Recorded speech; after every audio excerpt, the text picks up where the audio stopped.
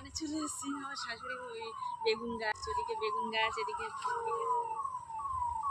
আর এদিকে ভেন্ডি গাছ, আর ওই যে আম গাছ আছে, ওটা হচ্ছে এই ভেন্ডি না মানে প্রতিদিন তুলতে হয়, না হলে পেকে যায়। আমার শাশুড়ি গ্যাংটক চলে গেছে, তো একদিন তুলেছিল, আমার শ্বশুরমশাই ছিল, তা উনি চলে গেছেন, তা আমি এই তুলছি।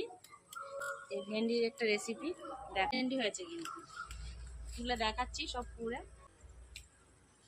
চাষের ভেন্ডি ভালো লাগে, এতে শাক টাক দেওয়া নেই, মানে খেতে বেশ ভালো লাগে, টেস্ট আছে।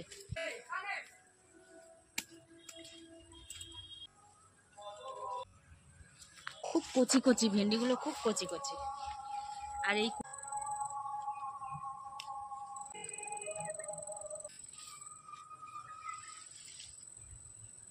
গাছ থেকে যে কোনো জিনিস তুলতে, সবজি বলো আর ফল তুলতে বেশ ভালো লাগে। এখনো আছে, তুলবো।